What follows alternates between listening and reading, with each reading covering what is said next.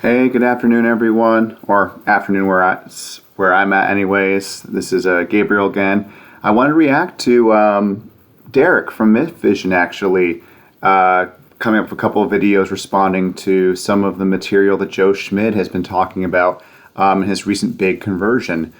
For anyone who is coming here from the last video, that's awesome. Right now, I'm just doing this as some fun thing I like to do on the side. Lighting's better this time around. I'm still using my crappy computer camera, and I'm probably not going to change that for a while, to be quite honest. But I thought this was a really good video to react to. For those of you who don't know me, I'm not much of anybody, but I did go to a ministry school back in the day, and I would say over the course of maybe, actually, frankly, over 20 years, I've been involved in seriously thinking about religion, but then also, I would say maybe over like the last 15 or so, just kind of reacting to apologetics content, both from the side of having been a Christian and not being a Christian, even though I would identify as a Christian now. I was really happy with the content that Derek produced from Myth Vision. If you haven't checked it out, definitely go over there and check it out. Because I'd forgotten, because for some weird reason, I have always been more inclined to the philosophical sides of things rather than, say, the biblical textual criticism side of things. That probably changed once I was, to be the case, after I deconverted. But I think what I had forgotten, because I don't always consume Derek's content as much, is that he also comes from a charismatic Christian background like myself. So one of the things he got to talk about was in his first video, generally talking about Joe's conversion video on his channel. But then in his second video, he started to address specifically some of one of the miracles that he had cited, which was Zetun, which I thought is great. I hope the conversation continues in this direction. I think what was pretty great is he gets to appeal to a lot of people maybe not considering how when people say, oh, well, how could somebody report this or having experienced that? It's like, you have not been in enough charismatic Christian services. You see some wild things. He mentioned deliverance ministry specifically. So anyways, I just thought that was a cool little side note there. What's some of the stuff that I really liked that he talked about? I like that he came at it from a biblical criticism point of view. He started specifically with the Bible, which is kind of, the text when it comes to these discussions, and how it's kind of hard to not see signs of... I like the way he frames it across these two videos, which is humans being human, doing human things, the way in which religions are constructed. The outsider test of faith was mentioned, how maybe it doesn't feel comfortable to see it within inside one's own faith, but at least when you look at other faiths, you see signs of development, back and forth, the fingerprints, if you will, of human things, which does not discount that which does not mean that God wasn't working through those means necessarily, but it just means that is at least on the face of it, a reasonable alternate explanation in and of itself. And so specifically, he was getting into, how you can see, basically, I think in some sense, he's kind of making his own cumulative case. Derek did talk a little bit about cumulative case apologetics in general, how while it is true that the cumulative case is a relevant idea, the idea is that maybe one piece of evidence would be too weak on its own, but if you put a few together, all of a sudden your intellect can lean in one direction, and that's totally fine. I agree with him. I think that's totally true. But what that doesn't mean is that just because you stack a bunch of arguments on top of each other, that it means that that's the best explanation. And that's the thing we have to be careful about. And I think when it came to miracles specifically, what he's saying is, especially when it comes to miracles, we are dealing with the same kinds of naturalistic appeals, right? So to put a bunch of cases on top of each other that it's requiring the same kind, almost denying that these natural mechanisms are a good explanation of these things, you're kind of appealing to the same argument over and over and over again, in which case the cumulative effect isn't really as much of an accumulated effect as you might think. It's kind of illusory in some sense. So I thought that was pretty good. This is the big thing I wanted to mention was I thought the way that he started his first video responding to Joe, was really, really good. It wasn't questioning the legitimacy or the validity of his conversion or his genuineness. I think, again, the humans being human, we have to. He put it in a great context. The idea that really smart people have converted on both sides, and we just have to get over that. If our heroes, disappoint us, it's like, well, too bad. That's just what heroes do. And so I thought that was really good. I thought he kept things pretty conciliatory, making an extra effort to try to make things open and cordial so that possibly future discussion could happen with Joe on his channel. And so I thought that was fantastic. And I think also by talking about his own background, he wasn't just using it, argumentatively. He was also using it in the idea of I can relate to these kind of experiences and how meaningful they are and how much they matter. And in my own personal journey, man, I've been trying to get some of that back because I'll admit that's some of the secret sauce to me, at least when it comes to my past faith experiences. So I get it. It has a very powerful effect. And I might even go out and say that there's something beautiful about that. I remember Derek even mentioned one of the things that probably would get him to convert, aside from maybe if he saw what he would call a real miracle, like somebody's arm coming back, would be if he just kind of got to the point where he was resigned to the fact this is what humans do when it comes to faith, religion, superstition. We can't change it. We can't fight it. It's a losing battle, so why not join it? I actually am more sympathetic to that argument than a lot of people might realize. Or I think I take it more seriously than a lot of people would, at least. Yeah, what else? What else was good about this video? His second video in addressing Zetun, I thought his first video was pretty good to begin with. So that's one thing, as Joe in his first video, and let's not just say that, like, just because someone uses this phrase that he's trying to be particularly polemic, but Joe, I think, was talking about, he mentioned how it would almost be like a conspiracy, sort of, to believe that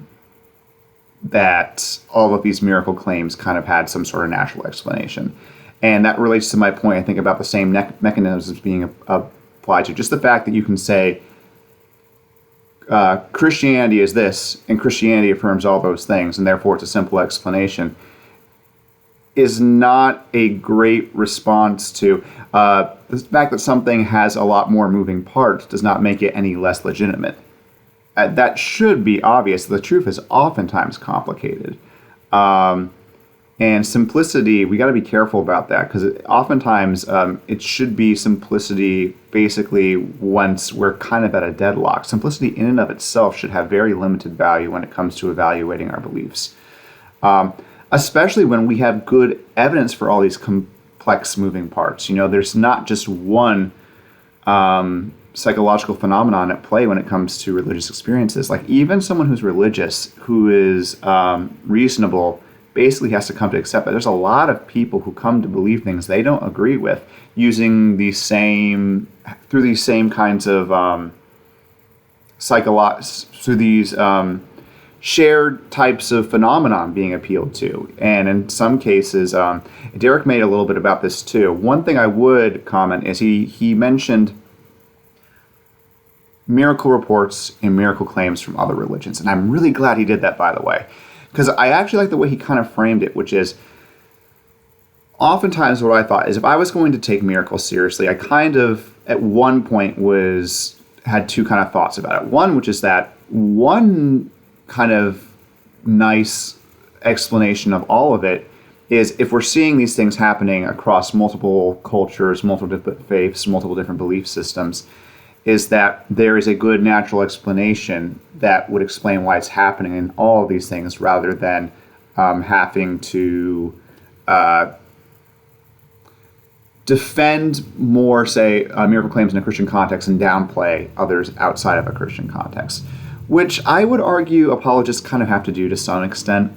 Where I disagree with Derek is saying that, like, appealing to demons, demons working or dark spiritual forces working is the only explanation. No, I think a lot more sophisticated Christians can also appeal to God being willing to work also through other religious contexts as well for his purposes. Maybe it moves people closer to the truth and so on and so forth, or there's a greater plan at work or something like that. So I don't think you necessarily have to do that, but you do have to kind of talk about the significance of Christian ones, because you are putting evidentiary value, especially in the case what I think Derek is pointing out, which is Joe is moving from arguments to existence of God to miracle claims to Catholicism is true. And I'm not saying Joe doesn't recognize there's multiple steps there. I don't think Derek would either. But I think Derek did clarify that each of the points along the way to get from point A to point whatever it is, where you end up at Catholic Christianity, actually needs to be pretty well evidenced. And so I think that was really good to bring up as well.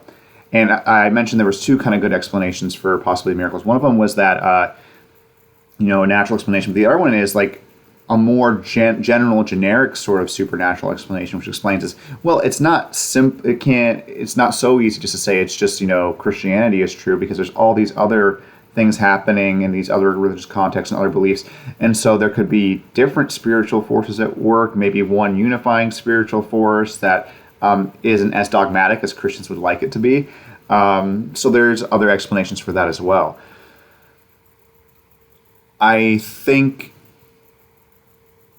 the other thing I wanted to mention was in a second video. He was going through the specifics of Zetun, and I just want to, put this out here to any skeptics out there as well. I would consider myself skeptical, but someone who is looking to incorporate faith to the extent that it helps make my life feel better psychologically. Simple as that. We can't avoid getting into the details of these cases. If we do not care too much about like the way public belief will continue to move one way or the other, fine, live your life. That's cool. Who am I to tell you what to do with your life? But if we care about changing hearts and minds, I think you have to get into the details, because there's a phrase I've been using, and I hope people aren't taking it too negatively. I've used the word hand waving, right? Which is kind of like, it's a shorthand of referring to a bunch of possible natural explanations, which is anyone who's gone through deconstruction. I shouldn't say everyone. A lot of people who have gone through Christian deconstruction, have had some, spiritual experiences, and so kind of deconstructing that often goes into looking at the psychological mechanisms that can make us think that we're feeling God, we're feeling the divine, we're feeling something spiritual, and yet it's often. Yet, even though that feels so significant, that sensation of feeling that can be better explained naturalistically. And I think a lot of skeptics aren't realizing it's not so obvious for a lot of people. And so just saying, oh, I just don't know how you could take that seriously, or you can believe that, or, there's all these other possible things, it's not good enough, guys. It's not. Like, maybe you could be right still, but like, if we want to be better convincing, we have to get into the details. And so he got into some of the details of Zetun, and I'm hoping that's where some of the conversation is going to continue to begin to develop. Because my guess is that Derek, he started to go into some of the details, but he mentioned people like Caleb Jackson. He didn't mention actually Ethan Muse, which, Derek, if you happen to see this video, definitely someone who's putting up forth a lot of the evidence that's being relied on here. So definitely be someone worth engaging with in the future on these things. Pardon me. But Ethan, so when it comes to these specifics of Zetun, getting into like the documentation, the reports, the claims. That was another good thing, is I love the different resources that are being pulled in. Cameron Bertuzzi's getting pulled in. Matt Dillahunty was, mentioned. The idea that, that weird back and forth, I think started with him and Joe about, claims are evidence, and Derek willing to say, and myself willing to say that, yeah, like if we're talking about testimony specifically, like it is a form of evidence. The question is like how strong, how weak, how much value does it have, right? So I think it was good seeing Derek acknowledge that. But I think, and then making an additional point, which is people were saying, well, you're just like Matt Dillahunty. It's like, just because you guys share the same conclusions and are skeptical or making some points doesn't mean that they're holding a same fundamental belief about the way evidence functions. So guys, come on, let's not be lazy. Let's not smear people like this on both sides.